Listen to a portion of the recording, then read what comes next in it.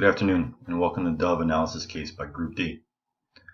Group D includes Karen Alexander, Sarah Dyson-Roth, Christopher Lair, John Hughes, Michael Porcelli, Michael Sweeney, and Dan Thompson.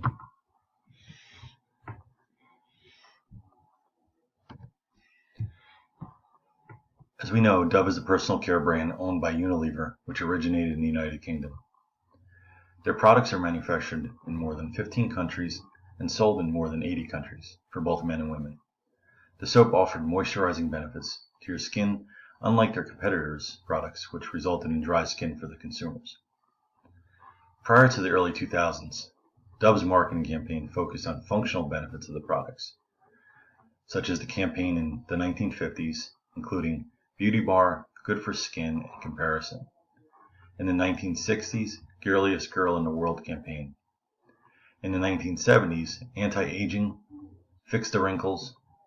In the 1980s, Soft and Touchable, Prettier. While in the 1990s campaigns included Product Comparisons, Improvement from the Products. In 2005 is when the Real Beauty campaign launched, which led Dove brand to become the world's best cleansing brand in the health and beauty industry.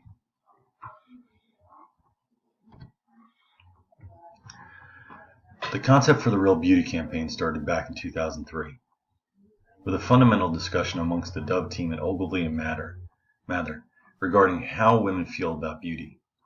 This hypothesis commissioned research that confirmed some of the thinking that women perceive themselves in a far more negative light than the perfection portrayed in media. Through this research and further discussions with several feminist scholars, the Dove Real Beauty campaign was born. The initial campaign had segments. The first segment was a series of ads showcasing real women, while the second piece was a billboard tick box campaign that simply showed the picture of a woman's face in two options, such as fat, thin, or gray, gorgeous. The passers-by could text their selection, and the percentages for the corresponding selection would display in real time next to those options. Over 1.5 million people engaged with the secondary campaign, validating that Dove was on the right track with this strategy. Following the Real Beauty campaign launch in 2005, the Evolution campaign launched in 2006. This campaign featured videos showing how makeup and digital alterations can portray anyone to look like a supermodel. The response was significant and pushed a number of websites to begin showing before and after photos of celebrities. In the years between 2008 and 2013, Dove continued with the Real Beauty spots, but also added a collaborative ad campaign with Walmart. Along with Walmart, they also partnered with Facebook in 2013 to create an ad makeover campaign that would allow users to erase ads they found offensive.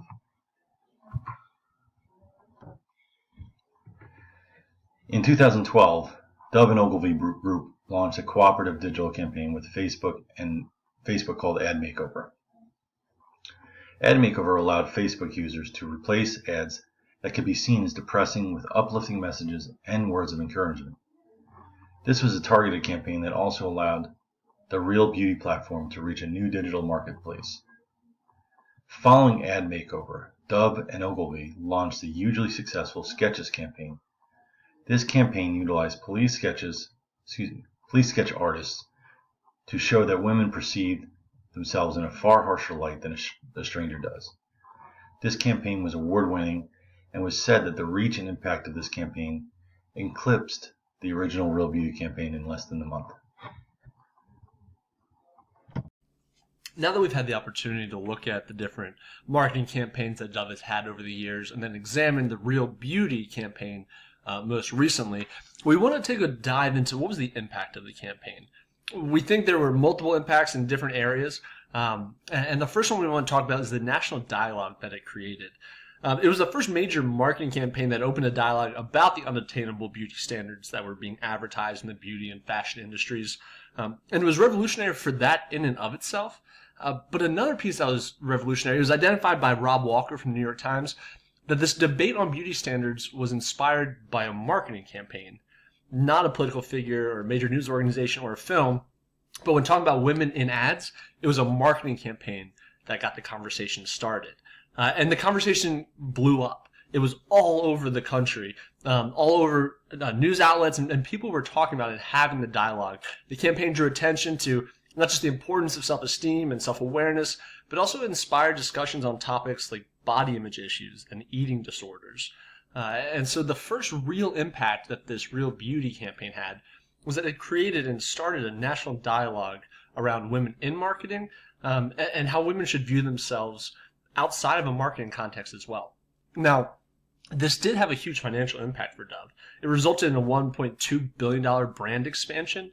And we don't want to minimize the financial impact of this, but we think that the Real Beauty impact was much greater than just finances. And the first thing was the national dialogue. The second big impact it had was on other brands.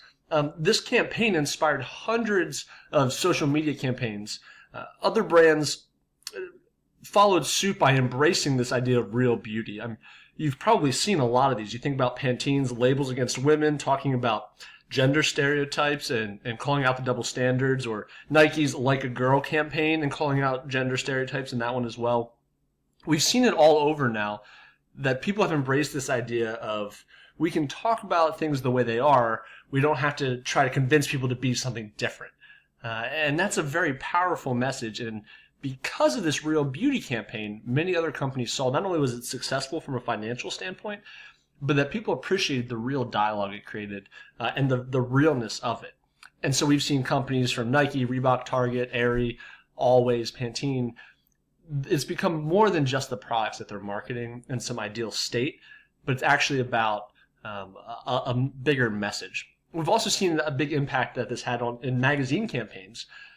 Think about magazines and all the different ads and all the digitally retouched images and such. So 17 Magazine came out and promised that they would only use real people as their models, and they wouldn't alter them. And then Darling Magazine had this hashtag going that was a social media thing for a long time. Hashtag real, not retouched. And there were several different celebrities who got behind this campaign. And Darling Magazine was promising to never retouch the photos of their models in their magazine.